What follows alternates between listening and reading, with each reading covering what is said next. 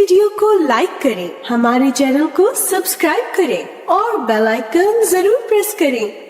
اللہ رب العزت دیکھتا ہے، سنتا ہے، وہ یہ طاقت رکھتا ہے کہ جو چاہے کرے اور جب جس وقت جس کو جس چیز سے چاہے نواز دے۔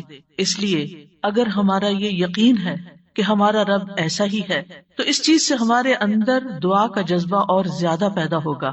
جتنا جتنا انسان کو اللہ سبحانہ تعالیٰ کی معرفت حاصل ہوتی چلی جاتی ہے تو فطری طور پر، قدرتی طور پر اس کے اندر یہ جذبہ پیدا ہوتا جاتا ہے کہ وہ اپنی ہر ضرورت کے لیے، چھوٹی ضرورت کے لیے بھی اور بڑی ضرورت کے لیے بھی اپنے اسی رب کو پکارے اور اس سے دنیا اور آخرت کی سعادتیں اور بھلائیاں مانگ لے۔ وہ اسی کو اپنا کارساز بنا لے، اسی کو اپنا مددگار سمجھے۔ اس لیے دعا کرتے رہنا چاہیے۔ دعا کا نہ کوئی خاص وقت مقرر ہے کہ اس وقت کا آپ انتظار کریں تو دعا کر سکتے ہیں، نہیں، آپ ہر وقت دعا کر سکتے ہیں، اور نہ ہی اس کے لیے کوئی خاص قسم کا عمل کرنے کی ضرورت ہے کہ وہ عمل کریں گے تو ہی دعا کر سکتے ہیں، نہیں، اور نہ ہی اس کے لیے کسی زبان کی پابندی ہے کہ صرف آپ عربی میں ہی دعا کر سکتے ہیں۔ آپ اردو میں، اپنی مدر ٹنگ میں، کسی بھی زبان میں آپ دعا کر سکتے ہیں۔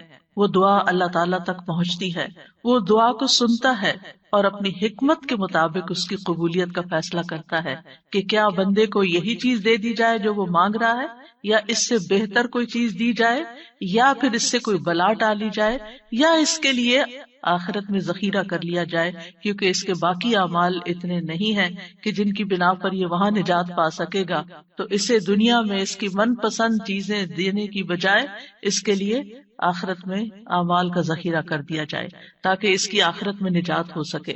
لہذا ہم سب کو دعا کرتے رہنا چاہیے۔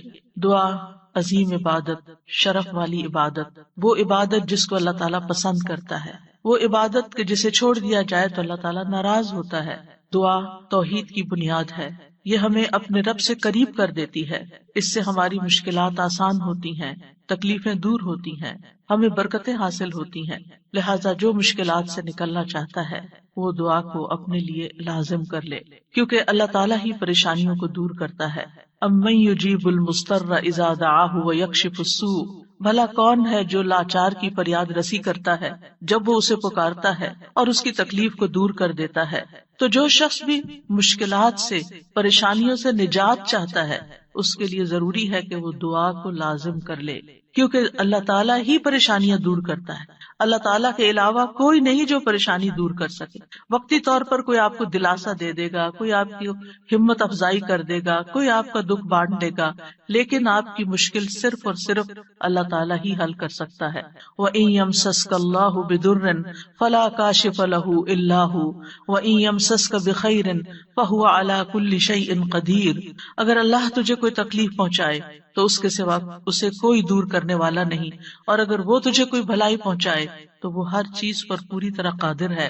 ہم دیکھتے ہیں کہ عام طور پر لوگ مشکل وقت میں اللہ تعالیٰ کے سوا سب کو بھول جاتے ہیں۔ آخر میں انسان صرف اللہ ہی کو یاد کرتا ہے، اور یہ صرف مسلمان کے ساتھ ہی نہیں، نان مسلمز کے ساتھ، شرک کرنے والوں کے ساتھ، الحاد کا رستہ اختیار کرنے والوں کے ساتھ بھی یہی معاملہ ہے۔ اور اس میں ہم دیکھتے ہیں کہ ایک مرتبہ جب اکرمہ بن ابی جہل نبی صلی اللہ علیہ وسلم سے بھاگ کر کشتی پر سوار ہو گئے، مکہ سے بھاگ گئے اور پھر جزیرۃ العرب چھوڑنا چاہا، اور جس کشتی پر بیٹھے وہ سمندر کے بیچ میں جا کر ڈوبنے لگی، تو کشتی کے مالکوں نے کہا کہ لوگوں اخلاص کے ساتھ دعا کرو۔ اخلاص کا مطلب یہ ہے کہ بتوں کو بھول جاؤ اور صرف اللہ سے دعا کرو، اس لیے کہ اس کے ڈوبنے کو صرف اللہ ہی بچا سکتا ہے۔ تو اس وقت چونک اٹھے کہ اسی چیز کی دعوت تو ہمیں محمد صلی اللہ علیہ وسلم دے رہے ہیں۔ اس وقت انہوں نے عہد کیا کہ اگر آج اے رب تو مجھے بچا لے گا تو پہلا کام میں یہ کروں گا کہ میں محمد صلی اللہ علیہ وسلم کے ہاتھ میں اپنا ہاتھ دے دوں گا، میں اسلام قبول کر لوں گا۔ اور پھر آپ جانتے ہیں کہ اکرمہ بن ابی جہل نے کس اخلاص کے ساتھ اسلام قبول کیا، تو دعا کی قبولیت ہی ان کے اسلام کا ایک ذریعہ بنی۔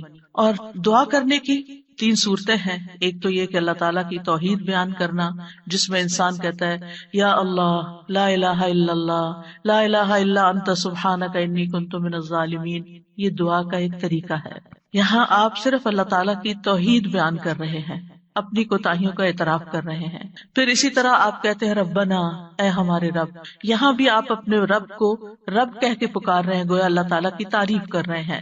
اور پھر دوسرا طریقہ یہ ہے کہ اللہ تعالیٰ سے انسان صرف بخشش کا سوال کرتا رہے اور رحمت کا سوال کرتا رہے، جیسے استغفر اللہ استغفر اللہ استغفر اللہ.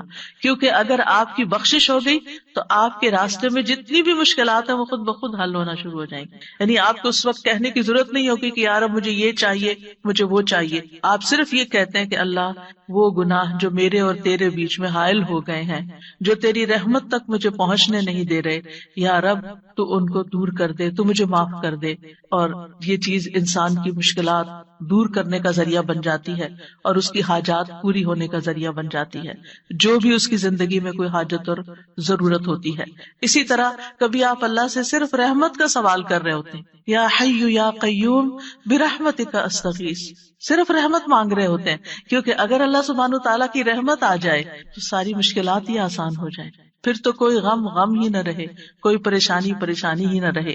اور تیسرا طریقہ ہے کہ انسان اللہ تعالیٰ سے اپنی دنیاوی حاجات مانگے یا آخرت کی ضروریات مانگے، جیسے اے اللہ مجھے مال دے، اے اللہ مجھے اولاد دے، اے اللہ مجھے گھر دے، اے اللہ مجھے گاڑی دے. اور صحابہ اتنی چھوٹی چھوٹی چیزیں بھی مانگتے تھے، جیسے جوتی کا تسمہ اگر ٹوٹ گیا تو بھی اللہ سے مانگتے تھے. چھوٹی سے چھوٹی ضرورت سے لے کے بڑی سے بڑی ضرورت تک براہ راست اللہ تعالیٰ سے مانگی جا سکتی، اور اس میں کوئی عیب کی بات نہیں، کوئی گناہ کی بات نہیں. وہ آپ کا رب ہے، وہ سب سے زیادہ آپ کا خیر خواہ ہے، لہٰذا آپ اس سے نہیں مانگیں گے تو کس سے مانگیں گے؟ اور وہ جو سب کچھ دینے پہ قادر ہے، اس سے نہیں مانگیں گے تو کس سے مانگیں گے؟ لہٰذا اس کو پکارتے رہنا چاہیے. تو نمبر 1 طریقہ صرف اللہ کی توحید بیان کرنا، اللہ کی تعریف کرتے رہنا. عرفہ کے دن کی سب سے بہترین دعا کیا ہے؟ لا الہ الا اللہ وحدہ لا شریک لہ لہ الملک ولہ الحمد وہو علی کل شیء قدیر. اس میں کیا مانگا آپ نے؟ کچھ بھی نہیں. آپ نے صرف اللہ کی توحید بیان کی ہے، لا الہ الا اللہ کہا ہے، وحدہ کہا ہے، لا شریک لہ کہا ہے، اپنے آپ کو اللہ کے لیے خالص کیا ہے. یہ دعا ہے. اور پھر دوسرا یہ کہ استغفار اور رحمت کی دعا. اور تیسرا کوئی بھی ضرورت جو ہو کسی بھی زبان میں، کسی بھی چیز کی، روحانی، جذباتی، مادی، دنیا کی، آخرت کی، کوئی بھی چیز وہ مانگتے چلے جائیں. ہم دیکھتے ہیں کہ انبیاء علیہ السلام اپنی حاجات اللہ تعالیٰ کے سامنے رکھتے تھے، مشکل وقت میں اللہ تعالیٰ کی طرف رجوع کیا کرتے تھے. کانوا اذا فزعوا الى الصلاۃ، یہ حدیث ہے مسند احمد کی، کہ انبیاء پر جب بھی کوئی پریشانی آتی تو وہ نماز کی طرف متوجہ ہو جاتے، نماز پڑھنے لگتے. اور کل ہم نے پڑھا تھا کہ دعا کی 2 بڑی قسمیں ہیں، دعائے عبادت اور دعائے مسئلہ. کہ عبادت بھی بذات خود دعا ہے، دعائے حال ہے، یعنی ہم ایسی حالت میں ہیں، ایسی عبادت میں ہیں کہ جو اللہ کی رحمت کو ہماری طرف متوجہ کر رہی ہے. انسان سب سے زیادہ اللہ کے قریب کہاں ہوتا ہے؟ سجدے کی حالت میں، اقرب الیہ. لہٰذا خوب وہاں دعا کرنی چاہیے. تو نماز بذات خود پریئر ہے، اس کو کہتے بھی پریئر ہے. صلاۃ کا معنی بھی دعا ہے، تو وہ تو دعا کا مجموعہ ہے. اسی لیے وَاسْتَعِینُوا بِالصَّبْرِ وَالصَّلَاةِ، جب انسان پر کوئی مشکل آئے تو فوراً نماز کی طرف جائے اور نماز پڑھ کر اللہ تعالیٰ سے دعا بھی کرے. اور بذات خود اگر نوافل پہ نوافل بھی پڑھ رہا ہے یا طویل قیام کر رہا ہے، طویل سجدہ کر رہا ہے، تو یہ بھی ایک طرح سے دعا یا عبادت ہی کی حالت میں ہے. انبیاء علیہ السلام کی دعائیں کیوں قبول ہوئی؟ ہم ایک کے بعد ایک پیغمبر کے بارے میں قرآن مجید میں پڑھتے ہیں، اور ہر پیغمبر کی دعا کے بارے میں پڑھتے ہیں کہ وہ قبول ہو گئی. کیوں؟ انہم کانوا یسارعون فی الخیرات ویدعوننا رغبا ورہبا. 2 کام تھے ان کے.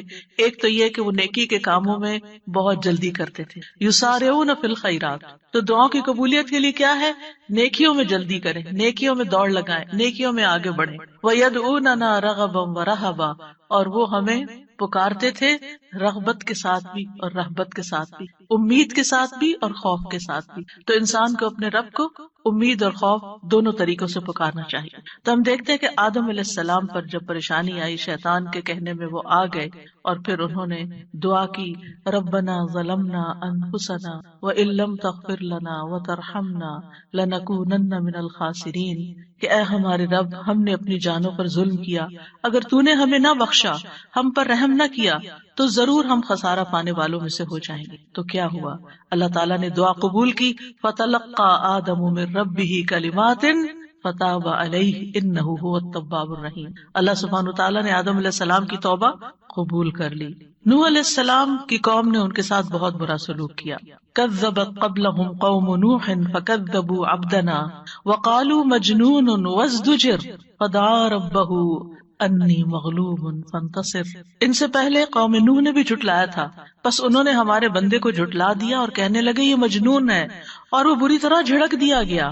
یعنی قوم کے اوباش قسم کے لوگ ان کے ساتھ ڈانٹ ڈپٹ بھی کرتے تھے. اور بعض روایات میں آتا ہے کہ انہوں نے ان کو اتنا مارا کہ بے ہوش کر دیا.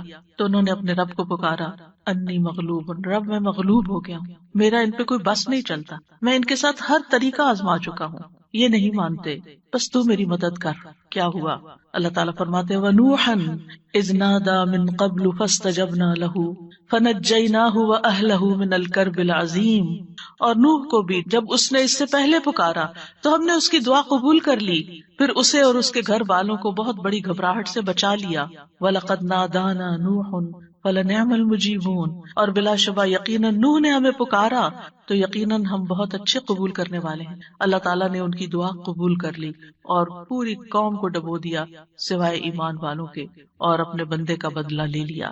یونس علیہ السلام کی مثال ہمارے سامنے ہے کہ جب اپنی قوم سے ناراض ہو کر، غضبناک ہو کر چلے گئے تھے، چلتے چلتے سمندر تک، سمندر سے کشتی میں، کشتی سے مچھلی کے پیٹ میں، اور مچھلی چلی گئی سمندر کی تہہ میں، اندھیروں پر اندھیرے. فنادا فی الظلمات اللہ الہ الا انت سبحانک انی کنت من الظالمین. تو اس نے اندھیروں میں پکارا، تیرے سوا کوئی معبود نہیں، تو پاک ہے، یقیناً میں ظلم کرنے والوں میں سے ہوں. تو ہم نے اس کی دعا قبول کر لی اور اسے غم سے نجات دے دی، اور اسی طرح ہم ایمان والوں کو نجات دیتے ہیں، اوروں کو بھی دیں گے. ان ساری مثالوں میں ہمارے لیے سبق ہے. ہمارے حالات کتنے بھی تنگ ہوں، ہم کتنی بھی پریشانی میں ہوں، لیکن پیغمبروں سے زیادہ پریشانی ہم پر نہیں آئی. بعض جگہوں پر آتا ہے کہ آدم علیہ السلام 300 سال تک یہ دعا کرتے رہے، روتے رہے کہ مجھ سے غلطی ہوئی ہے. بالآخر رب نے ان کو کلمات سکھائے اور پھر دعا انہوں نے مانگی اور ان کی نجات ہوئی. بعض اوقات آزمائشیں لمبی ہو جاتی ہیں، لیکن ہمیشہ یقین رکھیے کہ رب سنتا ہے، وہ ضرور سنے گا، وہ کبھی بھی مجھے محروم نہیں کرے گا. لم اکم بدعائک رب شقیہ، تجھ سے مانگ کر اے رب میں کبھی بھی نامراد نہیں ہوا، تو ضرور سننے والا ہے. پھر ایوب علیہ السلام 18 سال تک ایک بیماری میں مبتلا رہے ہیں. وَأَيُّوبَ إِذْ نَادَى رَبَّهُ أَنِّي مَسَّنِيَ الضُّرُّ وَأَنْتَ أَرْحَمُ الرَّاحِمِينَ فَاسْتَجَبْنَا لَهُ فَكَشَفْنَا مَا بِهِ مِنْ ضُرٍّ وَآتَيْنَاهُ أَهْلَهُ وَمِثْلَهُمْ مَعَهُمْ رَحْمَةً مِّنْ عِنْدِنَا وَذِكْرَىٰ لِلْعَابِدِينَ. اور ایوب جب اس نے اپنے رب کو پکارا کہ بے شک مجھے تکلیف پہنچی ہے اور تو رحم کرنے والوں میں سب سے زیادہ رحم کرنے والا ہے، تو ہم نے اس کی دعا قبول کر لی، بس اسے جو تکلیف تھی دور کر دی، اور اس کے گھر والے اور ان کے ساتھ اتنے ہی اور عطا کر دیے اپنے پاس سے رحمت کے طور پر. ان لوگوں کے لیے یاد دہانی ہے یہ جو عبادت کرنے والے ہیں. یعنی بعض اوقات انسان سوچتا ہے میں عبادت بھی کرتا ہوں، میں اللہ تعالیٰ کی حرام کردہ چیزوں سے بھی بچتا ہوں، لیکن میں دعا کرتا رہتا ہوں مگر میری دعا نہیں سنی جاتی، معلوم نہیں کیوں. اب دیکھیے کس طرح یعقوب علیہ السلام سال ہا سال تک، بعض روایات میں 40 سال اور بعض میں اس سے بھی زیادہ وقت کے لیے وہ بیٹے سے جدا ہوئے تھے اور مسلسل دعا کرتے رہے، مایوس نہیں ہوئے. اللہ تعالیٰ نے بالآخر ان کی دعا سن لی. چھوڑنا نہیں، پیچھے نہیں ہٹنا. ایوب علیہ السلام نے کہا تھا انی مسنی الضر وانت ارحم الراحمین، اللہ مجھے تکلیف پہنچی ہے اور تو سب سے بڑا رحم کرنے والا ہے، تو سب مہربانوں میں سے بڑھ کر مہربان ہے، تو مہربانی نہیں کرے گا تو اور کون کرے گا. تو یہاں انہوں نے اللہ تعالیٰ کی رحمت کی فریاد کی. پھر ابراہیم علیہ السلام مشکل ترین حالات میں اللہ تعالیٰ پر توکل کرتے ہیں. ابن عباس کہتے ہیں کہ یہ کلمہ حسبنا اللہ و نعم الوکیل ابراہیم علیہ السلام نے اس وقت کہا تھا جب انہیں آگ میں ڈالا گیا تھا، اور ان کے اس کلمے کی وجہ سے ان پر آگ ٹھنڈی ہو گئی، کیونکہ انہوں نے کہا تھا حسبنا اللہ و نعم حسبنا اللہ، اللہ ہمیں کافی ہے. یہ بھی پکارنے کا ایک انداز ہے، اللہ کی رحمت کو طلب کرنے کا ایک انداز ہے. اور ان کے اس کہنے پر اللہ سبحانہ تعالیٰ نے کیا فرمایا، قلنا یا نار کونی بردم وسلاما علی ابراہیم، اے آگ تو ابراہیم پر سراسر ٹھنڈک اور سلامتی والی بن جا. ابراہیم علیہ السلام نے نیک اولاد کی دعا کی، رب ہب لی من الصالحین فبشرناہ بغلام حلیم، اے میرے رب مجھے لڑکا عطا کر جو نیکوں میں سے ہو تو ہم نے اسے ایک بردبار لڑکے کی خوشخبری دی، بغلام حلیم۔ ایسا نہیں ہوا کہ ابراہیم علیہ السلام نے ادھر دعا کی اور ادھر ان کو اسحاق اور اسماعیل علیہ السلام مل گئے۔ انتہائی بڑھاپے کی حالت میں جا کر بہت سالوں کے بعد دعا قبول ہوئی، لیکن قبول ہوئی۔ ہمارے لیے اس میں سبق یہ ہے کہ مانگتے رہیں چاہے سال ہا سال گزر جائیں۔ اور پھر وہ کہتے ہیں الحمدللہ الذی وہب لی علی الکبر اسماعیل و اسحاق ان ربی لسمیع الدعاء۔ سب تعریف اس اللہ کی ہے جس نے مجھے بڑھاپے کے باوجود اسماعیل اور اسحاق عطا کیے، بے شک میرا رب تو بہت دعا سننے والا ہے۔ اللہ سبحانہ تعالیٰ نے انہیں ہدایت یافتہ اولاد عطا کی تھی، یہ ان کے صبر کا نتیجہ تھا۔ ان کی زندگی تو مشکل میں گزری، لیکن اس کا بدلہ اللہ نے ان کو کیا دیا کہ ایسی اولاد دی جو ہمیشہ کے لیے ان کے لیے ناموری کا سبب بنی۔ وَوَهَبْنَا لَهُ إِسْحَاقَ وَيَعْقُوبَ، صرف بیٹا نہیں، بیٹے کے بعد پوتے کی بھی خوشخبری دی۔ کُلًّا هَدَيْنَا، ہر ایک کو ہم نے ہدایت دی۔ وَنُوحًا هَدَيْنَا مِن قَبْلُ، نوح علیہ السلام کو اس سے پہلے ہم نے گائیڈ کیا۔ وَمِن ذُرِّيَّتِهِ دَاوُودَ وَسُلَيْمَانَ وَأَيُّوبَ وَيُوسُفَ وَمُوسَىٰ وَهَارُونَ وَكَذَلِكَ نَجْزِي الْمُحْسِنِينَ، اور اس کی اولاد میں سے داؤد اور سلیمان اور ایوب اور یوسف اور موسیٰ اور ہارون، اور اسی طرح ہم نیکی کرنے والوں کو جزا دیتے ہیں۔ یعقوب علیہ السلام کا حال آپ کے سامنے، انہوں نے اپنے غم اور دکھ کی فریاد لوگوں کے سامنے نہیں کی، لوگوں کو جا کر اپنے دل کا حال نہیں بتایا۔ کیا کہا؟ انما اشکو بثی وحزنی الی اللہ واعلم من اللہ ما لا تعلمون۔ یعقوب علیہ السلام نے کہا بے شک میں اپنی بے قراری اور غم کی شکایت صرف اللہ سے کرتا ہوں، اللہ ہی میرے دل کا حال جانتا ہے کہ یہاں کیسی کیسی بے قراری ہے بچے کی جدائی میں، اور میں اللہ کی طرف سے وہ باتیں جانتا ہوں جو تم نہیں جانتے۔ بہت کچھ جاننے کے باوجود انہیں یہ نہیں پتا تھا کہ بیٹا مصر میں ہے، اللہ نے نہیں بتایا۔ وہ کہہ سکتے تھے نا اللہ تعالیٰ مجھے بتا دیں وہ کہاں ہے، آپ تو جانتے ہیں آپ مجھے بھی بتا دیں، لیکن اللہ سبحانہ تعالیٰ نے اس کا بھی ایک وقت رکھا تھا۔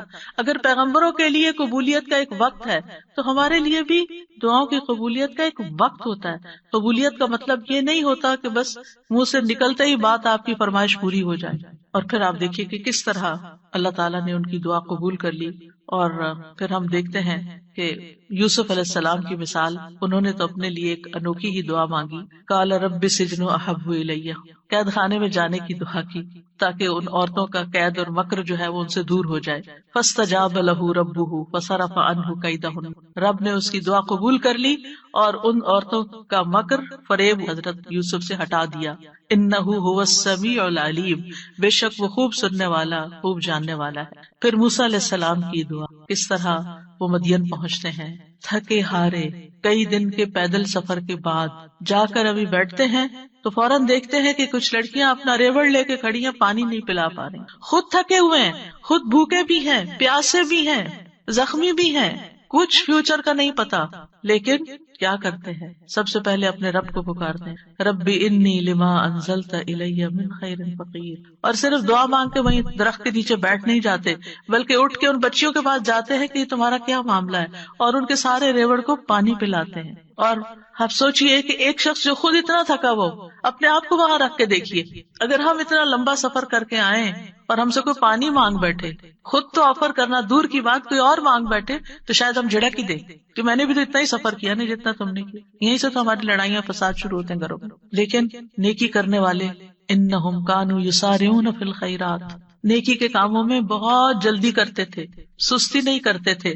ضرورت مند کو دیکھا، پہچان لیا، اٹھے، نیکی کی، اور ابھی واپس آ کے بیٹھے ہی تھے کہ اللہ سبحانہ تعالیٰ کی طرف سے ہر چیز کی بشارت آ گئی، اور وہ بچی واپس آئی اور پھر گھر لے کر گئی، کھانے پینے کا بھی انتظام ہو گیا، شادی کا بھی انتظام ہو گیا، ٹھکانے کا بھی انتظام ہو گیا، اور اچھی صالح نیک کمپنی کا بھی۔ جب آپ کسی اجنبی ملک میں جاتے ہیں تو آپ کو نہیں پتا ہوتا کہ آپ کو کیسے دوست ملیں گے، آپ کے نیبرز کون سے ہوں گے، آپ کا تعلق کن لوگوں سے ہوگا، لیکن یہ اللہ کی کتنی بڑی رحمت تھی کہ اللہ تعالیٰ نے انہیں ایک نیک صالح انسان کے ساتھ جوڑ دیا کہ اس کی بیٹی کی شادی حضرت موسیٰ علیہ السلام سے ہو گئی اور ان کے درمیان ایک رشتہ قائم ہو گیا۔ یہ بھی سراسر اللہ کی رحمت تھی۔ اللہ تعالیٰ نے ان کی دعا قبول کی۔ موسیٰ علیہ السلام نے ہر مشکل مرحلے میں اللہ تعالیٰ کو ہی پکارا۔ فرعون کے دربار میں جانے لگتے ہیں تو کیا پڑھتے ہیں؟ رب اشرح لی صدری ویسر لی امری واحلل عقدۃ من لسانی یفقهوا قولی واجعل لی وزیرا من اہلی ہارون اخی رب اشرح لی کے علاوہ کہ جو کام کرنے جا رہا ہوں یا اللہ اس کے لیے میرا دل کھول دے، میرا کام آسان کر دے، میری زبان کی گرہ کھول دے، یعنی میرے بولنے میں سلاست ہو جائے اور اس طرح کی کمیونیکیشن ہو کہ لوگ میری بات سمجھ جائیں، ان کو میری بات سمجھ آ جائے تاکہ وہ مقصد پورا ہو جائے، اور میرے گھر والوں میں سے ایک میرا مددگار بنا دے۔ اللہ تعالیٰ نے ہارون علیہ السلام کو نبی بنا کر ان کا مددگار بنا دیا۔ زکریا علیہ السلام کی مثال، مایوس نہیں ہے، سال ہر سال تک اولاد کی دعا کرتے، انتہائی بڑھاپے میں بھی۔ وَزَكَرِيَّا إِذْ نَادَىٰ رَبَّهُ رَبِّ لَا تَذَرْنِي فَرْدًا وَأَنْتَ خَيْرُ الْوَارِثِينَ، اور زکریا کو جب اس نے اپنے رب کو پکارا، اے میرے رب مجھے اکیلا نہ چھوڑ اور تو سب وارثوں سے بہتر ہے، تو ہم نے اس کی دعا قبول کر لی۔ فَاسْتَجَبْنَا لَهُ وَوَهَبْنَا لَهُ يَحْيَىٰ، اور ہم نے اس کو یحییٰ عطا کیا، وَأَصْلَحْنَا لَهُ زَوْجَهُ، اور اس کی بیوی کو اس کے لیے درست کر دیا۔ یعنی بعض اوقات ہم سوچتے ہیں کہ انفرٹیلٹی کا پرابلم ہے، بچہ ہو ہی نہیں سکتا، اللہ تعالیٰ سب کچھ کر سکتا ہے، اللہ تعالیٰ وہ بھی ٹھیک کر سکتا ہے، کیونکہ ان اللہ علی کل شیء قدیر، اللہ تعالیٰ ہر چیز پر قدرت رکھتا ہے۔ اس لیے مایوسی کس بات کی؟ اللہ کے بندے کبھی بھی مایوس نہیں ہوتے، ہاں مانگنے سے کبھی نہیں تھکتے، مانگتے رہتے ہیں کہ اللہ تعالیٰ سبب کے ساتھ بھی دیتا ہے اور بغیر سبب کے بھی دیتا ہے، اس کے لیے کیا مشکل ہے۔ پھر نبی صلی اللہ علیہ وسلم کس طرح دعا کرتے ہیں، استستغیثون ربکم فاستجاب لکم انی ممدکم بألف من الملائکۃ مردفین، جب تم اپنے رب سے مدد مانگ رہے تھے تو اس نے تمہاری دعا قبول کر لی کہ بے شک میں 1000 فرشتوں کے ساتھ تمہاری مدد کرنے والا ہوں جو ایک دوسرے کے پیچھے آنے والے ہیں۔ کس طرح نبی صلی اللہ علیہ وسلم بدر کے میدان میں فریادیں کر رہے تھے، اپنے رب کو پکار رہے تھے، دیر اینڈ دن خوشخبری آ گئی کہ فرشتوں سے مدد کی جائے گی۔ انبیاء علیہ السلام کے علاوہ ہم دیکھتے ہیں کہ دیگر افراد بھی جنہوں نے اللہ تعالیٰ سے دعا کی، اللہ سبحانہ تعالیٰ نے ان کی دعا سن لی۔ سورۃ المؤمن میں جو مرد مومن ہے، جو فرعون کے دربار میں سے ہی ایک شخص اٹھتا ہے اور پھر وہ لوگوں کو نصیحت کرتا ہے، اور کیا کہتا ہے، فَسَتَذْكُرُونَ مَا أَقُولُ لَكُمْ وَأُفَوِّضُ أَمْرِي إِلَى اللَّهِ ان اللہ بصیر بالعباد۔ فرعون کے دربار میں ایک شخص کا اٹھ کر لوگوں کو سمجھانا، فرعون کو سمجھانا، خوب خوب نصیحتیں کرنا، کھلم کھلا موسیٰ علیہ السلام پر ایمان لانا، یہ بہت بڑی بغاوت تھی اور بہت بڑا نقصان ہو سکتا تھا، لیکن اس مرد مومن نے کیا کہا، افوض امری الی اللہ، میں اپنا معاملہ اللہ کے سپرد کرتا ہوں۔ کیا ہوا پھر، فوقاہ اللہ سیئات ما مکروا وحاق بآل فرعون سوء العذاب، اللہ نے اسے ان کی بری چالوں سے بچا لیا، جو انہوں نے تدبیریں کی تھی ان سے نجات دی، اور آل فرعون کو برے عذاب نے گھیر لیا۔ اللہ نے اپنے بندے کو بچا لیا اور پوری قوم کو ڈبو دیا۔ پھر اسی طرح کچھ واقعات احادیث میں آتے ہیں، جیسے غار والوں کا قصہ ہے، کس طرح اللہ سبحانہ تعالیٰ نے ان کی دعائیں سنی اور صرف دعاؤں کے نتیجے میں غار کے دروازے سے پتھر ہٹ گیا اور وہ باہر نکل آئے۔ پھر اسی طرح ایک اور بچے کا واقعہ ملتا ہے جسے بادشاہ نے جادوگر کے پاس جادو سیکھنے کے لیے بھیجا، تو اس نے جادو سیکھنے کی بجائے الٹا اللہ تعالیٰ کی پہچان کا علم کسی سے حاصل کر لیا راستے میں۔ جب بادشاہ کو پتا چلا تو بہت ناراض ہوا اور غصے میں آ کر اس نے کہا کہ اس بچے کو فلاں پہاڑ پہ لے جاؤ اور اسے پہاڑ کی چوٹی سے گرا دو تاکہ یہ ہلاک ہو جائے، اور اگر یہ اپنے دین سے پھر جائے تو اسے چھوڑ دینا، انکار کرے تو نیچے پھینک دینا۔ بادشاہ کے جو ساتھی تھے وہ لڑکے کو پہاڑ کی چوٹی پر لے گئے۔ اس لڑکے نے ایک دعا مانگی، اللہم اکفنیہم بما شئت، اللہم اکفنیہم بما شئت، اے اللہ جس طرح تو چاہے تو مجھے ان کے مقابلے میں کافی ہو جا، ان کے مقابلے میں تو میرا ساتھ دے۔ تو کہتے ہیں پہاڑ پر ایسا زلزلہ آیا کہ جس سے اس کے سارے ساتھی جو لے کے گئے تھے وہ سارے گر گئے، وہ سب الٹے گرے، اور وہ لڑکا چلتا ہوا بادشاہ کی طرف دوبارہ آ گیا۔ بادشاہ نے اس لڑکے سے پوچھا تیرے ساتھیوں کا کیا ہوا؟ لڑکے نے کہا اللہ مجھے ان سے کافی ہو گیا۔ بادشاہ نے پھر اس لڑکے کو اپنے ساتھیوں کے اور لوگوں کے حوالے کر کے کہا کہ اسے ایک چھوٹی سی کشتی میں بٹھاؤ اور سمندر کے بیچ میں جا کے کشتی الٹ دو، اس کو وہاں پھینک دو، اگر یہ اپنے دین سے پھر جائے تو چھوڑ دینا، انکار کرے پھینک کے آ جانا۔ بادشاہ کے ساتھی اس لڑکے کو لے کر گئے تو لڑکے نے پھر یہی دعا کی، اللہم اکفنیہم بما شئت، اے اللہ تو جس طرح چاہے مجھے ان سے کافی ہو جا۔ پھر وہ کشتی بادشاہ کے ساتھیوں سمیت الٹ گئی، سب غرق ہو گئے، اور وہ لڑکا چلتا ہوا واپس بادشاہ کے پاس آ گیا۔ بادشاہ نے اس لڑکے سے کہا تیرے ساتھیوں کا کیا ہوا؟ کہنے لگا اللہ مجھے ان کے مقابلے کے لیے کافی ہو گیا۔ اور واقعی اللہ ہی کافی ہوتا ہے دشمن سے نمٹنے کے لیے. انسان کے اپنے پاس زور نہیں ہوتا، طاقت نہیں ہوتی، ہم کمزور ہوتے ہیں، لیکن اگر اللہ کی مدد آ جائے تو انسان ہر طرح کی مشکلات پہ قابو پا سکتا ہے. آسیہ علیہ السلام کی مثال ہمارے سامنے ہے کہ کس طرح انہوں نے فرعونیوں سے نجات کے لیے دعا مانگی اور کہا رب ابن لی عندک بیتا فی الجنہ ونجنی من فرعون وعملہ ونجنی من القوم الظالمین. اے میرے رب، میرے لیے اپنے پاس جنت میں ایک گھر بنا دے اور مجھے فرعون سے اور اس کے عمل سے نجات دے اور مجھے ظالم قوم سے نجات دے. تو کیا ہوا؟ اللہ تعالیٰ نے ان کی دعا قبول کر لی. ابو ہریرہ کہتے ہیں کہ فرعون نے اپنی بیوی کے دونوں ہاتھوں اور دونوں پاؤں کے لیے 4 میخیں گاڑی، یعنی جیسے وصولی دیتے ہیں نا، تو ہر ہاتھ میں میخ گاڑی اور پاؤں میں بھی. جب وہ فرعونی ان سے جدا ہوتے تو فرشتے ان پہ سایہ کر لیتے. اس وقت انہوں نے یہ دعا کی، بس اللہ تعالیٰ نے جنت میں ان کے گھر سے پردہ ہٹا کر ان کو گھر دکھا دیا. یہ گھر بن چکا ہے اس صبر کی بدولت جو انہوں نے اس تکلیف پر کیا اور اپنے ایمان کو بچایا. سارہ علیہ السلام نے کس طرح اس ظالم بادشاہ کے مقابلے میں مدد طلب کی. آپ جانتے ہیں کہ ابراہیم علیہ السلام نے سارہ کے ساتھ ہجرت کی تھی اور انہیں لے کر ایک شہر میں پہنچے. جو اس کا بادشاہ تھا وہ بہت ظالم تھا، اور جب اسے پتا چلتا کہ کوئی مسافر ایسا ہے جس کے ساتھ بہت خوبصورت عورت ہے تو وہ اس سے زبردستی چھین لیتا تھا.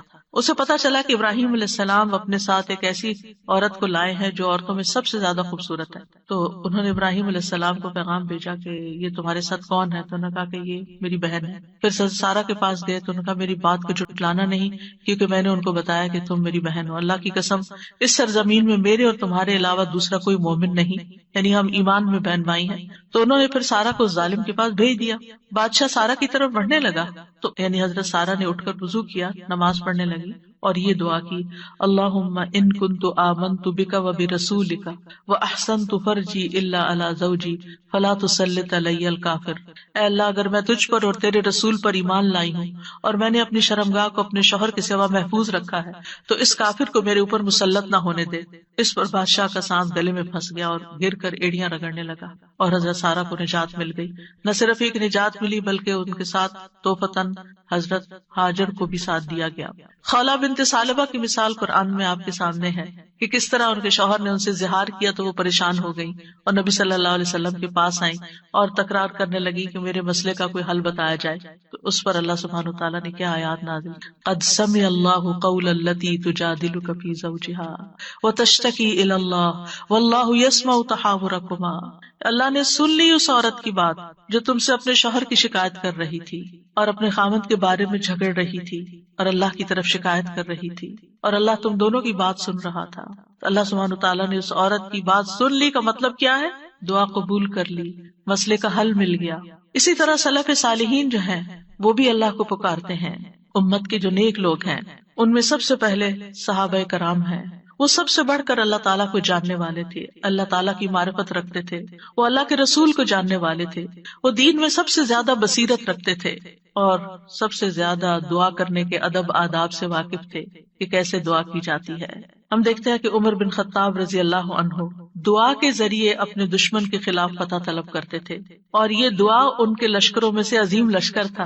کہتے ہیں نا کہ اللہ تعالیٰ کے لشکر ہیں، جیسے سکینت بھی اللہ کے لشکروں میں سے ایک لشکر ہے، تو وہ دعا کو بھی اللہ کا ایک لشکر سمجھتے تھے. وہ اپنے ساتھیوں سے کہا کرتے تھے تم کثرت تعداد کی بنیاد پر فتح نہیں دیے جاتے بلکہ تمہاری مدد آسمان سے کی جاتی ہے. اللہ تمہاری مدد کرتا ہے، یعنی تمہاری دعائیں سنتا ہے. اسی طرح عبداللہ بن زبیر کے بارے میں آتا ہے، وہ کہتے ہیں کہ جمل کی جنگ کے موقع پر جب زبیر رضی اللہ عنہ کھڑے ہوئے تو مجھے بلایا. میں ان کے پہلو میں جا کر کھڑا ہو گیا. بیٹے ہیں ان کے. انہوں نے کہا بیٹا آج کی لڑائی میں ظالم مارا جائے گا یا مظلوم؟ میں سمجھتا ہوں کہ آج میں مظلوم قتل کیا جاؤں گا اور مجھے سب سے بڑی فکر اپنے قرضوں کی ہے.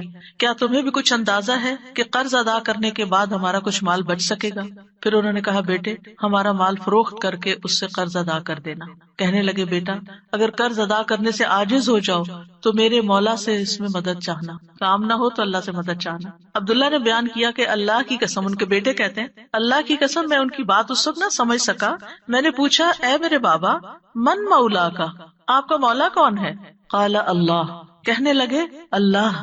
عبداللہ کہتے ہیں اللہ کی قسم قرض ادا کرنے میں جب بھی دشواری پیش آئی میں نے اسی طرح دعا کی یا مولا زبیر، ہے زبیر کے مولا، اقض عنہ دینہ، آپ ان کی طرف سے قرض ادا کر دیجیے، اس کا بندوبست کر دیجیے، اور ادائیگی کی کوئی نہ کوئی صورت پیدا ہو جاتی، دعا قبول ہو جاتی۔ سفیان ثوری کہا کرتے تھے، اے وہ ذات جس کو اپنے تمام بندوں میں سے وہ انسان سب سے زیادہ محبوب ہے جو اس سے مانگے تو کثرت سے مانگے، یعنی اللہ تعالیٰ کو وہ شخص زیادہ پیارا ہے جو زیادہ دعائیں کرتا ہے۔ اے وہ ذات جس کو اپنے تمام بندوں میں سے وہ انسان سب سے زیادہ ناپسند ہے جو اس سے نہیں مانگتا، کیونکہ جو انسان دعا نہیں کرتا اللہ تعالیٰ اس سے ناراض ہوتا ہے، اور تیرے سوا کوئی بھی ایسا نہیں ہے اے میرے رب۔ کیا مطلب؟ کوئی بھی اور ایسا نہیں۔ اگر کسی سے بھی انسان ایک سے زیادہ دفعہ کچھ مانگ لے تو وہ ناراض ہو جاتا ہے، اور نہ مانگے تو خوش رہتے ہیں۔ ایون ماں باپ بھی آپ دیکھیں، اگر بچے ایک دفعہ کچھ مانگے تو کہ اچھا بیٹا لے لو، پھر دوسری دفعہ پھر مانگے تو ایک دن آتا ہے کہ ماں باپ بھی کہتے ہیں کہ تم کب تک مانگتے رہو، اپنا بندوبست خود کرو۔ لیکن اللہ سبحانہ تعالیٰ کبھی ایسا نہیں کہتے کہ کب تک تم مجھ سے دعائیں کرتے رہو گے۔ وہ پسند کرتے ہیں کہ بندہ دعا کرتا رہے، اور بعض لوگوں کو تو دعا میں ایسا لطف آتا ہے، اللہ تعالیٰ سے مناجات کرنے میں، اللہ تعالیٰ کو پکارنے میں، اللہ تعالیٰ کے آگے ہاتھ پھیلانے میں، اللہ تعالیٰ کی طرف رجوع کرنے میں ایسی لذت آتی ہے کہ ان کی یہ لذت اس چیز کی لذت سے بھی بڑھ جاتی جو وہ مانگ رہے ہوتے ہیں۔ تو اس لیے کبھی بھی انسان مانگنے سے دور نہ رہے، مانگتا رہے، صرف بڑی حاجتیں نہیں، بڑے مسائل نہیں، چھوٹی چھوٹی چیزیں بھی۔ لیث بن سعد کہتے ہیں کہ ابو حازم کہا کرتے تھے، مجھے نمک بھی چاہیے تو میں اپنی دعاؤں میں اللہ سے مانگتا ہوں کہ مجھے نمک چاہیے۔ نمک سب سے چھوٹی چیز ہوتی ہے نا۔ اور پھر اسی طرح بعض سلف صالحین اپنی نمازوں میں اللہ تعالیٰ سے اپنی تمام ضروریات مانگتے تھے، یعنی چھوٹی بڑی سب، یہاں تک کہ آٹے میں ڈالا جانے والا نمک، بکری کا چارہ، گھاس بھی اللہ سے مانگتے تھے۔ چھوٹی چھوٹی چیزیں بھی ایک تعلق کو ظاہر کرتا ہے نا یہ، اور اس بات کے یقین کو ظاہر کرتا ہے کہ وہی دیتا ہے، یہ چھوٹی چیزیں بھی وہی دیتا ہے، اگرچہ اسباب ہیں دنیا میں لیکن اصل میں پیچھے اسی کا ہاتھ ہے۔ حضرت عائشہ کہا کرتی تھی، سب کچھ اللہ سے مانگو، یہاں تک کہ جوتے کا تسمہ بھی اللہ سے مانگو، کیونکہ اگر اللہ میسر نہ کرے تو وہ کبھی میسر نہ ہو، اللہ نہ دے تو کبھی نہیں ملتا، چاہے چھوٹی سی چیز ہی کیوں نہ ہو۔ یاد رکھیے دعا کی قبولیت کے کچھ درجات ہیں، یعنی ہم سب مانگتے ہیں، پیغمبروں نے مانگا، ابھی تک ہم نے دیکھا کہ سب مانگ رہے ہیں اور دعائیں قبول بھی ہو رہی ہیں، تو اس کے کچھ درجات ہیں، لیولز ہیں۔ رسول اللہ صلی اللہ علیہ وسلم نے فرمایا، اگر کوئی شخص اللہ سے دعا کرتا ہے تو اس کی دعا ضرور قبول ہوتی ہے، اس کی دعا ضرور قبول ہو جاتی ہے، خواہ دنیا میں اسے وہ چیز دے دی جائے، یعنی جو مانگ رہا ہے وہ یہیں مل جائے، یا اس کے لیے آخرت میں ذخیرہ بنا دیا جائے، یا پھر اس دعا کے بقدر اس کے گناہوں کا کفارہ ادا ہو جاتا ہے، بشرطے کہ اس کی دعا کسی گناہ یا قطع رحمی کے لیے نہ ہو اور وہ جلدی نہ کرے۔ تو تین چیزیں ہو گئی، یا وہی چیز مل گئی جو مانگی، یا پھر آخرت کے لیے جمع ہو گئی کہ وہاں بدلہ ملے گا، یا پھر دنیا میں کیے جانے والے گناہوں کا کفارہ ہو گیا۔ بعض اوقات انسان اللہ کی نافرمانی کی کچھ کام کر رہا ہوتا ہے، مثلا نماز کے لیے صبح وقت پہ نہ اٹھنا، کچھ لوگ روٹین میں ریگولرلی دیر سے فجر پڑھتے ہیں، رات کو دیر سے سوتے ہیں، صبح دیر سے اٹھتے ہیں، اگر ان کو سمجھایا جائے تو وہ کہتے ہیں ہم پڑھ تو لیتے ہیں نا، جب اٹھتے ہیں پڑھ لیتے ہیں۔ بھائی کبھی کبھار تو ایسا ہو جائے، لیکن روز کا یہ اگر کام ہو جائے تو یہ کوئی معمولی چیز ہے؟ یہ اللہ کی نافرمانی ہے۔ اور ایسی اور بھی چیزیں ہو سکتی ہیں زندگی میں جو ہم اللہ کے حکم کی نافرمانی کر رہے ہیں۔ آپ کو یاد ہوگا کہ جب میں نے رمضان کا لیکچر دیا تو اس میں سب سے پہلے یا ایھا الذین آمنوا پہ بات ہوئی تھی، یا ایھا الذین آمنوا، اے لوگوں جو ایمان لائے، تم پہ روزے فرض کر دیے، یعنی روزے رکھو۔ اور کتنے ہی اللہ تعالیٰ کے احکامات ایسے ہیں جو اللہ تعالیٰ مومنوں سے ان کو فلفل کرنے کے لیے کہتا ہے، لیکن کیا ہم وہ سارے فلفل کر رہے ہیں؟ اگر ہماری کوئی بات نہ مانے تو ہم کتنے ناراض ہوتے ہیں۔ کوئی بچہ ہماری بات نہ سنے، مثلا شور کر رہا ہے، ہم کہتے چپ ہو جاؤ، نہیں چپ ہوتا، پھر آپ کہتے دیکھو چپ ہو جاؤ، شور نہیں کرو، دیکھو بھائی کو نہیں مارو، ایک دفعہ، دو دفعہ، تین دفعہ، پھر اٹھ کے کیا کرتے ہیں؟ پھر لگانی پڑتی ہے۔ کیوں لگانی پڑتی؟ تاکہ فساد ختم ہو، لڑائی ختم ہو۔ ویسے نہیں وہ مان رہا، ہمارا بھی یہی حال ہے۔ اللہ تعالیٰ ہمیں ڈھیل دیے رکھتے ہیں، یہ غلط کام نہیں کرو، نہیں کرو، نہیں کرو، مختلف چانسز ملتے رہتے ہیں، نہیں چھوڑتے، پھر اللہ تعالیٰ کسی مشکل میں ڈال دیتے ہیں، اب بندے بنو گے تو اب آؤ گے میری طرف، پھر بندہ اللہ کی طرف رجوع کرتا ہے، پھر توبہ کرتا ہے، پھر معافیاں مانگتا ہے، پھر دعائیں کرتا ہے، پھر اللہ سبحانہ وتعالیٰ اس کی دعا سن لیتا ہے اور اس کے پچھلے گناہ معاف ہو چکے ہوتے ہیں. جب تک دعائیں کرتا رہتا ہے، وہ عبادت کی حالت میں ہوتا ہے نا، تو اس عبادت سے ان الحسنات یذہبن السیئات، گناہ جب معاف ہو جاتے ہیں، بندہ نکھر کے ٹھیک ہو جاتا ہے، پھر اس کی دنیا کی مشکل آسان ہو جاتی ہے اور آخرت میں بھی اس کی صفائی ہو چکی ہوتی ہے، گناہ کم ہو چکے ہوتے ہیں. ہمیں سمجھ نہیں آ رہی ہوتی کہ یہ ہمارے ساتھ کیا ہو رہا ہے، ہماری دعا کیوں نہیں قبول ہو رہی، لیکن وہ قبول ہو رہی ہوتی ہے، وہ کہیں اور کام کر رہی ہے، وہ کسی اور طریقے سے قبول ہو رہی ہے، وہ گناہوں کی معافی کا ذریعہ بن رہی ہے. اسی لیے دعا کا ایک طریقہ کیا ہے؟ صرف استغفار کرنا. جیسے نوح علیہ السلام نے کہا تھا فَقُلْتُ اسْتَغْفِرُوا رَبَّكُمْ إِنَّهُ كَانَ غَفَّارًا يُرْسِلِ السَّمَاءَ عَلَيْكُمْ مِدْرَارًا. قحط سالی ہو گئی، بارشیں رک گئی، استغفار کرو، بارشیں برسنے لگیں گی. تمہارے گناہوں کی وجہ سے رکی تھی، توبہ کر لو، پھر حالات اچھے ہو جائیں گے. سارے مل کے توبہ کرو، پوری قوم توبہ کرے. اسی لیے وہ صلاۃ الاستسقاء پڑھی جاتی ہے، سب مل کے دعا کرتے ہیں اللہ تعالیٰ سے. تو نبی صلی اللہ علیہ وسلم نے فرمایا بشرطے کہ اس کی دعا کسی گناہ یا قطع رحمی کے لیے نہ ہو اور وہ جلدی نہ کرے. صحابہ نے عرض کیا یا رسول اللہ جلدی سے کیا مراد ہے؟ آپ نے فرمایا یہ کہے کہ میں نے اللہ سے دعا کی لیکن اس نے قبول نہیں کی. یہ نہ کہے کبھی. بعض اوقات کوئی شخص اپنا مسئلہ بتاتا ہے نا اور اس کو حل یہ بتایا جاتا ہے دعا کرو، تو کہتے ہیں دعا تو بہت کی ہے، پھر اور کیا کرنا ہے؟ پھر بھی دعا ہی کرنی ہے، ابھی اور بھی کرنی ہے، ابھی کاؤنٹ پورا نہیں ہوا، ابھی ٹائم پورا نہیں ہوا. جب تک وہ ٹائم نہیں آتا تمہیں مانگتے چلے جانا ہے، مانگتے رہو، اسی میں فائدہ ہے. تمہیں نہیں پتا تمہارے لیے کتنا بڑا اجر اکٹھا ہو رہا ہے. اگر آج وہ قبول ہوگی نا، تم پھر مستی میں آ جاؤ، کیونکہ اللہ تعالیٰ کو زیادہ پتا ہے نا کہ اس بندے کو اگر میں نے یہ چیز دے دی اس کی تو آخرت خراب ہو جائے گی. آپ کو نہیں پتا ہوتا کہ آپ اگر اپنے بچے کو اس ایج میں گاڑی لے دیں گے تو وہ کیا کرے گا، اس ایج میں فلاں چیز دے دیں گے تو کیا کرے گا. حالانکہ آپ افورڈ کر سکتے ہیں، آپ اس کو دے سکتے ہیں، لیکن کیوں نہیں کوئی چیز دیتے اس وقت جب وہ مانگ رہا ہوتا ہے، آپ کی منتیں کر رہا ہوتا ہے، دائیں بائیں آگے پیچھے دن رات آپ کے پیچھے بچے پڑ جاتے ہیں. مجھے یاد ہے کہ میرے ایک بچے کو جب فون چاہیے تھا تو پیچھا ہی نہیں چھوڑتا تھا، دن رات میرے پیچھے، دن رات میرے پیچھے. میں نہیں دینا چاہتی تھی کہ ابھی وہ ایج نہیں میچورٹی کی کہ جس میں فون دیا جائے. تو کیا میں ظالم تھی؟ نہیں، اسی کی خاطر، اسی پر مہربانی اور اسی کے فائدے کی خاطر نہیں دینا چاہتی. یہ تو ہم انسان ہیں، کم عقل، چھوٹی سی عقل میں تھوڑی سی بات سمجھ جاتے ہیں کہ ابھی یہ چیز نہیں دینی. اسی طرح آپ کے گھر میں مثلاً کوئی شوگر کا پیشنٹ ہے، اس کا من پسند کھانا رکھا ہوا ہے لیکن آپ اس کو نہیں دیتے. کیوں نہیں دیتے؟ ایسا نہیں ہے کہ وہ ہے نہیں کھانا، سب کچھ ہے، لیکن اس لیے نہیں دیتے کہ وہ کھا کر بیمار ہوگا اور بیمار ہوگا، سخت نقصان ہو سکتا ہے، نہیں دینا. تو کیا اللہ تعالیٰ کو نہیں پتا کہ جو کچھ ہم مانگ رہے ہیں وہ ابھی ہمیں اس کو دینا ہے یا نہیں دینا، ابھی یہ کام ہو جانا چاہیے یا نہیں ہو جانا چاہیے؟ اس کو ہم سے زیادہ پتا ہے. وَلِلَّهِ الْمَثَلُ الْأَعْلَىٰ. اس لیے کوئی بھی اگر دعا قبول نہیں ہوتی کوئی بات نہیں، موقع غنیمت جانے اللہ سے قریب ہونے کا، قریب تر ہوتے جانے کا، اسی میں خیر ہے، اسی میں بھلائی ہے. قَدْ جَعَلَ اللَّهُ لِكُلِّ شَيْءٍ قَدْرًا. اللہ نے ہر چیز کا ایک اندازہ رکھا ہے، وقت رکھا ہے، ایک ٹائم ہے، اس پر ہو جائے گا. اب یہ جو تین ہے قبولیت کے راستے، ان میں سے سب سے پہلا کہ کبھی اللہ تعالیٰ وہ چیز دے دیتا ہے جو ہم مانگتے ہیں. مثلاً ابراہیم علیہ السلام نے نیک بیٹا مانگا تھا، ربی حبلی من الصالحین. انہوں نے صرف بیٹا نہیں مانگا، کہا ربی حبلی من الصالحین، اللہ مجھے نیک بیٹا دے. کتنی عقل مند تھے نا. ہم جب کوئی چیز مانگتے ہیں تو بس کہتے ہیں کچھ مل جائے، بس جو بھی مل جائے لے لیں گے. نہیں، کوالٹی والی چیز مانگے، اللہ سب کچھ دے سکتا ہے. تو اللہ تعالیٰ نے کیا کیا، فبشرناہ بغلام حلیم. تو ہم نے اسے ایک بہت بردبار لڑکے کی، بہت ٹالرنٹ، بہت ہمبل، بہت اچھے اخلاق والے بچے کی خوشخبری دی. آپ دیکھیں کہ ہم حلم اور برداشت کو نیکی نہیں عام طور پہ سمجھتے کہ یہ بھی کوئی نیکی، حالانکہ یہ نیکیوں کی بنیاد بن جاتی. جس بندے کے اندر ٹالرنس ہوتی ہے، وہ دوسرے کی بات سن کے برداشت کر جاتا ہے، وہ وار سہ جاتا ہے، وہ شوق برداشت کر لیتا ہے. تو کتنی بڑی کوالٹی، کتنی بڑی خوب کہ کوئی آپ کو اوفینڈ کر رہا ہے اور آپ اوفینڈ نہ ہو، اور اگر ہوں بھی تو آپ برداشت کر جائیں اور اپنے منہ سے کچھ نہ بولیں، ایک کان سے سونے دوسرے سے نکال دیں اور اس کو دل پر نہ لیں. کچھ لوگوں کا حال یہ ہوتا ہے کہ اگر چھوٹی سی بھی کوئی بات ان کو کہہ دے تو وہ ان کے اندر ایسی ہلچل مچاتی ہے کہ انہیں ہر چیز بھول جاتی ہے اور وہ وہی سوچے جاتے. یہ بھی اپنے آپ کو ٹارچر دینا ہے. جس نے وہ بات کی اس کو تو شاید خبر بھی نہ ہو، تو میٹھی نیند سو رہا ہو اور آپ خواہ مخواہ اپنے بستر پہ کروٹ بدل رہے ہیں. تو یہ کیا ہے؟ ریزسٹنس نہیں ہے آپ کے اندر. آپ ہر چیز لیے جا رہے اپنے اوپر. بھیا کیوں اپنے اوپر ہر چیز لیے جا رہے؟ پر پھینکے اس کو اٹھا کے کہ اس نے کہا، اس کا اخلاق، اس کی غلطی اسی پر. میں اپنے دل میں یہ نہیں سوچوں.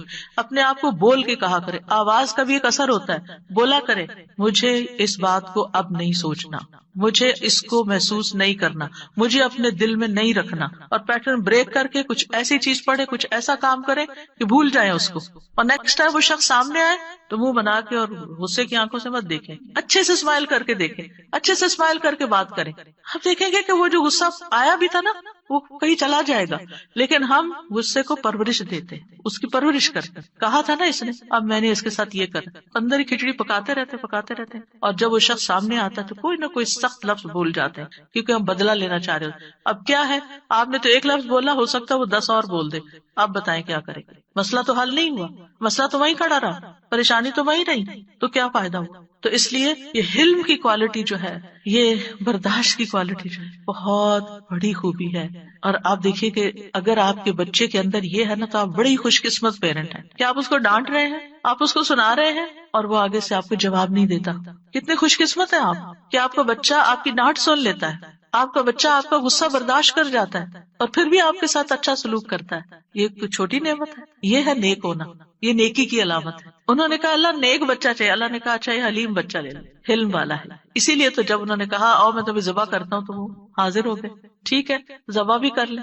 آج آپ دیکھیں کہ بعض اوقات ہمارے بچے دنیاوی لحاظ سے بڑے کامیاب ہوتے ہیں، لیکن ایک چھوٹی سی بات ان کو کہہ دیں تو وہ اتنے زیادہ اوفینڈ ہو جاتے ہیں. تو وہ آنکھوں کی ٹھنڈک تو نہ ہوئے نا، صرف ان کی دنیاوی کامیابی، وہ تو ان کے اپنے لیے ہیں دنیاوی کامیابی. ٹھیک ہے ماں باپ کو بھی نیک نامی سے کچھ حصہ مل جاتا ہے، لیکن ماں باپ کی آنکھوں کی ٹھنڈک اولاد کی نیکی ہوتی ہے. یہ جو ہم کہتے ہیں نا ربنا ہب لنا من ازواجنا وذریاتنا قرۃ اعین، تو ایک ایمان والے کے لیے آنکھوں کی ٹھنڈک اس میں ہوتی ہے کہ بچہ خیر اور بھلائی کے کتنے کام کرتا ہے. بہرحال ان کی دعا قبول ہو گئی. کبھی ایسا بھی ہوتا ہے کہ مانگی ہوئی چیز سے اللہ تعالیٰ زیادہ بہتر چیز آپ کو دیتا ہے. آپ کچھ اور مانگ رہے تھے، آپ کو مانگنا نہیں آ رہا تھا، اللہ تعالیٰ کو آپ پر پیار آیا، آپ نے چھوٹا مانگا، اللہ نے اس سے بڑھ کر آپ کو دے دیا. کئی دفعہ ہم کہتے ہیں نا کہ میں نے تو کبھی یہ سوچا بھی نہیں تھا، میں نے اتنا نہیں مانگا تھا. میرے ایک رشتے دار ہیں، اللہ نے ان کو بہت دیا، تو کبھی میری بات ہوتی ہے ان سے تو کہتے ہیں کہ میں نے اتنا نہیں مانگا تھا، میں نے اتنا نہیں مانگا تھا، اور اللہ تعالیٰ دیتا ہی چلا جا رہا ہے. تو ایسا بھی ہوتا ہے کہ بعض اوقات آپ والدین کے بڑے ہی فرما بردار ہوتے ہیں، ان کے دکھ درد کے ساتھی ہوتے ہیں، اور اللہ سبحانہ تعالیٰ آپ کو صلہ رحمی کا ویسے بھی وعدہ ہے کہ جو رشتے جوڑے گا، جو ماں باپ کے ساتھ احسان کا برتاؤ کرے گا، رشتے جوڑے گا، تعلقات اچھے رکھے گا، اللہ تعالیٰ اس کی عمر اور رزق میں برکت عطا فرمائے گا. یہ رزق کے دروازوں میں سے ایک دروازہ ہے کہ تھوڑا بھی ہے تب بھی احسان کا معاملہ کرو، رشتہ داروں کے ساتھ اپنے تعلقات اور ریلیشن شپ اچھے رکھو. تو اللہ سبحانہ تعالیٰ کبھی کبھی ہم کچھ مانگتے ہیں، اللہ تعالیٰ ہمیں اس سے بھی بہتر عطا کرتا ہے. آپ دیکھیں عمران کی بیوی نے کیا کہا تھا، ربی انی نذرت لک ما فی بطنی محررا، اللہ میں نے تیرے لیے اس کی نظر مانی ہے جو میرے پیٹ میں ہے وہ آزاد ہوگا، فتقبل منی، آپ مجھ سے قبول کر لیں، انک انت السمیع العلیم، آپ سننے والے ہیں، سب کچھ جاننے والے ہیں. اور اب کیا ہوا، بیٹی پیدا ہو گئی. انہوں نے سمجھا کہ بیٹی کوئی اچھی چیز نہیں، بیٹا چاہیے تھا، خیال ان کا یہ تھا. واللہ اعلم بما وضعت ولیس الذکر کالانثی، اللہ تعالیٰ نے کیا فرمایا کہ لڑکا لڑکی کی طرح نہیں ہے، یہاں جو کام بیٹی کرے گی وہ بیٹا نہیں کر سکتا. اور پھر حضرت مریم سے کیسی خیر دنیا میں جاری ہوئی، اللہ نے ان کو کس طرح چنا، ایمان والی عورتوں کی سردار ہیں وہ. کبھی اللہ تعالیٰ مانگی ہوئی چیز جیسی کوئی تکلیف دور کر دیتا ہے. آپ کچھ مانگ رہے ہوتے ہیں اور ادھر سے تکلیف آ رہی ہوتی ہے، اللہ تعالیٰ اس مانگنے کی وجہ سے اس تکلیف کو پیچھے ہٹا دیتے ہیں. ہم کہتے ہیں ہماری دعا قبول نہیں، کتنی غلط بات کرتے ہیں، استغفر اللہ. ہم کہتے ہیں میری دعا قبول نہیں، بھائی ہو چکی ہے، اللہ نے فرمایا ہے نا اجیب دعوت الداعی اذا دعانی، میں قبول کرتا ہوں. کیسے کہتے ہو نہیں قبول ہوتی؟ ہوئی ہے، تمہیں نہیں پتا کس شکل میں ہوئی ہے. تم چھوٹی چیز مانگ رہے تھے، میں تمہیں بہتر دینے والا ہوں. تم کچھ مانگ رہے تھے، میں تم سے مصیبت دور کر رہا ہوں. اگر وہ مصیبت دور نہ کرو تو یہ تمہاری مانگی ہوئی چیز مل بھی جائے تو تم فائدہ نہیں اٹھا سکتے. نبی صلی اللہ علیہ وسلم نے فرمایا جو مسلمان کوئی ایسی دعا کرے جس میں گناہ یا قطع رحمی کا کوئی پہلو نہ ہو تو اللہ اسے 3 میں سے کوئی ایک چیز ضرور عطا فرماتے ہیں. یا تو فوراً ہی اس کی دعا قبول کر لی جاتی، یا آخرت کے لیے ذخیرہ کر لی جاتی، یا اس سے اس جیسی کوئی تکلیف دور کر دی جاتی. صحابہ نے عرض کیا اس طرح تو پھر ہم بہت کثرت کریں گے. آپ نے فرمایا اللہ اس سے بھی زیادہ کثرت والا، یعنی آپ بہت مانگو گے تو اللہ تعالیٰ اس سے بھی زیادہ دے سکتا ہے، تمہارے مانگنے سے بھی زیادہ دے سکتا ہے.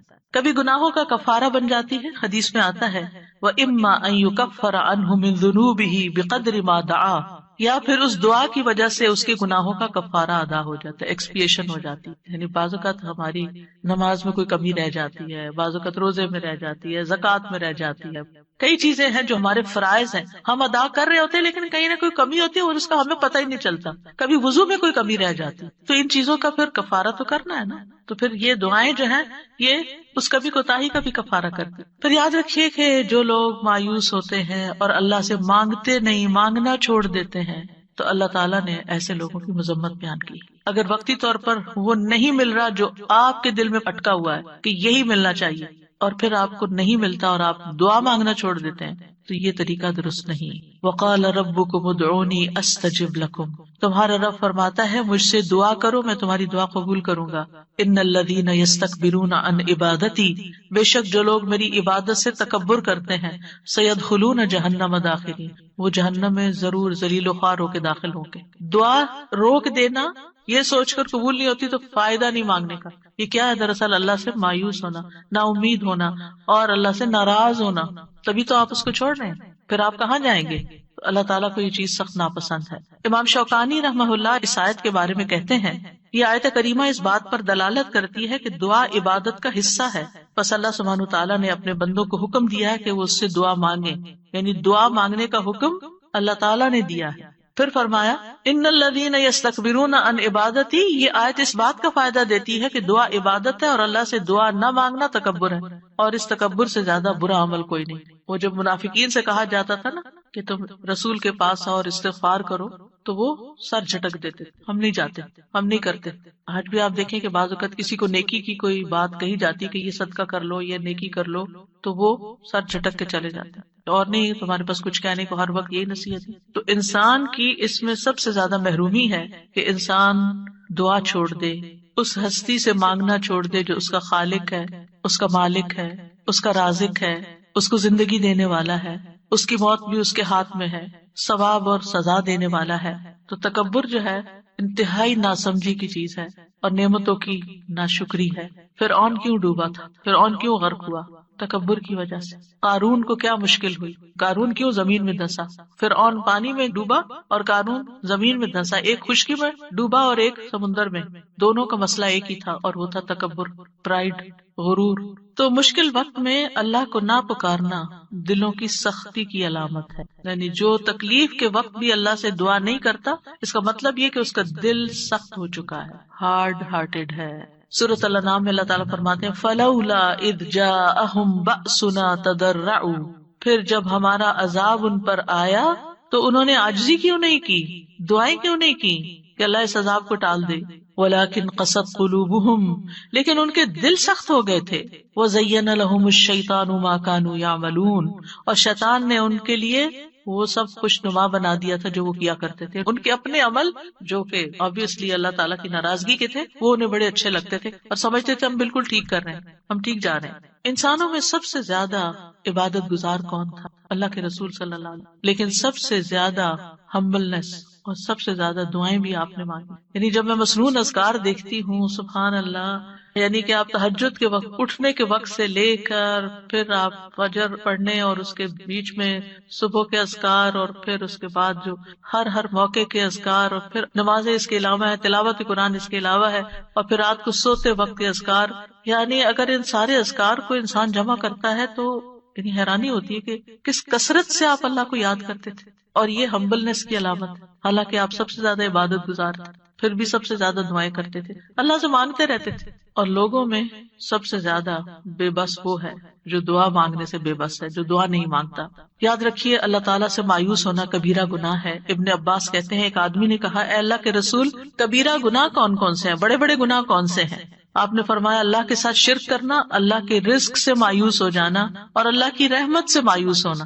کبھی بھی مایوس نہیں ہونا چاہیے. پھر ایک اور بات اس سلسلے میں یہ یاد رکھی جائے کہ جہاں ہمیں اللہ سے مانگنا چاہیے وہاں ہمیں غیر اللہ سے نہیں مانگنا چاہیے، کیونکہ اللہ کے سوا سب سہارے کمزور ہیں. اب دیکھیں قرآن مجید میں صحابہ نے جتنے بھی چیزوں کے بارے میں پوچھا اس کے بارے میں آتا ہے یسألونک، وہ آپ سے سوال کرتے ہیں، وہ سوال کرتے ہیں. لیکن جب دعا کے بارے میں پوچھا تو اللہ تعالیٰ نے کیا فرمایا، وَإِذَا سَأَلَكَ عِبَادِي عَنِّي، میرے بندے جب آپ سے سوال کرتے ہیں. سوال کا انداز کتنا اچھا لگا، اللہ تعالیٰ کو کتنا پسند آیا کہ سوال کرنے والوں کو میرے بندے کہا، اپنے بندے کہا. اس سے آپ اندازہ لگائیے دعا کی اہمیت کا. تو اللہ تعالیٰ نے یہ نہیں کہا قل یا فقل انی قریب، فرمایا انی قریب وَإِذَا سَأَلَكَ عِبَادِي عَنِّي فَإِنِّي قَرِيبٌ، بس انہیں بتا دو کہ میں قریب ہی ہوں. گویا بندے اور اللہ کے بیچ میں کوئی واسطہ وسیلہ نہیں، کوئی اور نہیں، بس بندہ اور اللہ. ہم بیچ میں اوروں کو لے آتے ہیں. ہمارے معاشرے میں کتنا عام ہے کہ کوئی کسی پیر کو لے آتا ہے اور کوئی کسی بزرگ کو لے آتا ہے، اور دور جاہلیت میں فرشتوں کو اور بتوں کو اور معلوم نہیں کس کس کو. مَا نَعْبُدُهُمْ إِلَّا لِيُقَرِّبُونَا إِلَى اللَّهِ زُلْفَىٰ، مانگیں اللہ سے، غیر اللہ کی طرف نہیں جائیں. غیر اللہ کے سہارے سب کمزور ہیں. مثل الذین اتخذوا من دون اللہ اولیاء کمثل العنکبوت اتخذت بیتا وان اوہن البیوت لبیت العنکبوت لو کانوا یعلمون. ان لوگوں کی مثال جنہوں نے اللہ کے سوا اور مددگار بنا رکھے ہیں، مکڑی کی مثال جیسی جس نے ایک گھر بنایا، حالانکہ بے شک سب گھروں میں سے کمزور گھر مکڑی کا ہے اگر وہ جانتے ہوتے. غیر اللہ تو ایک مکھی بھی پیدا نہیں کر سکتے. غیر اللہ کو پکارنا سب سے بڑی گمراہی ہے. وَمَنْ أَضَلُّ مِمَّنْ يَدْعُو مِن دُونِ اللَّهِ مَن لَّا يَسْتَجِيبُ لَهُ إِلَىٰ يَوْمِ الْقِيَامَةِ وَهُمْ عَن دُعَائِهِمْ غَافِلُونَ. اور اس سے بڑھ کر کون گمراہ ہے جو اللہ کے سوا انہیں پکارتا ہے جو قیامت تک اس کی دعا قبول نہیں کریں گے. یعنی قبروں میں سوئے ہوئے یا فرشتے یا جن یا کوئی اور مخلوق، کسی سے بھی نہیں، اور وہ ان کے پکارنے سے بے خبر ہیں. اور جب سب لوگ اکٹھے کیے جائیں گے تو وہ ان کے دشمن بن جائیں گے، یعنی غیر اللہ وہ دشمن بن جائیں گے اور ان کی عبادت سے منکر ہوں گے. کیوں نہیں پکارنا چاہیے غیر اللہ کو؟ کیونکہ اللہ کے سوا کوئی کسی چیز کا مالک نہیں ہے. وہ دعا قبول کرنے کی استطاعت نہیں رکھتے. پہلی بات یہ کہ وہ سنتے بھی نہیں ہیں، قبر میں نہیں سنتے. وہ جب وہ سنتے نہیں ہیں تو پھر آپ کی بات کا جواب بھی نہیں دیتے، اور آپ کی ضرورت کہاں سے پوری کریں گے یا آپ کے لیے وسیلہ کہاں سے بنیں گے. مدد کرنے کی طاقت بھی نہیں رکھتے. سورۃ الاعراف میں آتا ہے والذین تدعون من دونہ لا یستطیعون نصرکم ولا انفسہم ینصرون. تم جنہیں اللہ کو چھوڑ کر پکارتے ہو، نہ وہ تمہاری مدد کر سکتے ہیں اور نہ خود اپنی مدد ہی کے قابل ہے. نہ وہ نفع دے سکتے ہیں، نہ نقصان دور کر سکتے ہیں، نہ تکلیف کو ہٹا سکتے ہیں، نہ اس کو بدل سکتے ہیں. رسول اللہ صلی اللہ علیہ وسلم نے فرمایا جو شخص اس حالت میں مر جائے کہ وہ اللہ کے سوا اوروں کو بھی پکارتا ہو تو وہ آگ میں داخل ہوگا. کتنی سخت بات ہے. کیسے لوگ کہتے ہیں یا علی، یا پیر عبد القادر جیلانی، اور یا پتہ نہیں کون کون. نہیں، اللہ کے سوا کسی کو نہیں پکارنا. تو بہرحال ہم سب کو اللہ ہی کی طرف رجوع کرنا ہے اور اللہ ہی سے دعا کرنا ہے. اللہ سبحانہ تعالیٰ سے دعا ہے کہ وہ ہمارے اس علم کو ہمارے سینوں میں محفوظ کر دے اور ہمیں اس عبادت کی توفیق عطا فرمائے اور ہم سے راضی ہو جائے اور ہماری خطائیں معاف کر دے. ایک سوال تھا. جی ضرور. سوال میں تو یہ تھا جیسے آپ نے بتایا دعا ہم اردو میں بھی مانگ سکتے ہیں، تو کیا جب ہم سجدے میں دعا مانگتے ہیں اس وقت بھی اردو میں مانگ سکتے ہیں یا نہیں؟ نہیں، سجدے میں، نماز کے سجدے میں نہیں، ویسے الگ سے سجدے میں پڑھ کے دعا کرنی ہے تو وہ کر سکتے ہیں. اچھا، اوکے، جزاکم اللہ خیرا. سبحانک اللہم و بحمدک اشہد ان لا الہ الا انت استغفرک و اتوب الیک. السلام علیکم و رحمۃ اللہ وبرکاتہ.